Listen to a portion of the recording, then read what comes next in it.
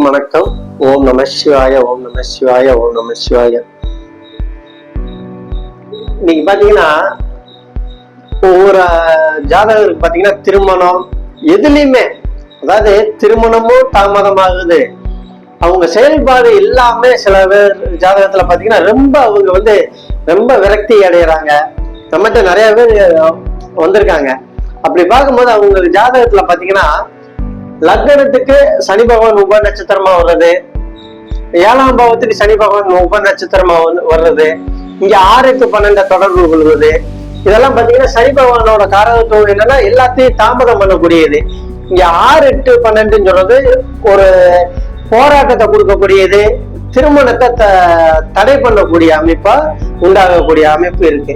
அதே மாதிரி லக்ன உப நட்சத்திரம் கேதுவா வர்றது, 7ஆம் பாவத்துக்கு கேது உப நட்சத்திரமா வர்றது, அதுவும் பாத்தீங்கன்னா கேதுன்னு சொல்றது தடையை கொடுக்கக்கூடியது.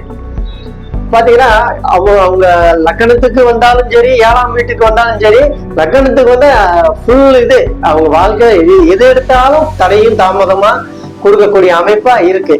7ஆம் வீட்டுக்கு வரும்போது திருமணத்தின் மூலியமா ஒரு விரகத்திய கொடுக்குது, அதாவது திருமணம் தாமதம் ஆகிக்கிட்டே இருக்கக்கூடிய அமைப்பு.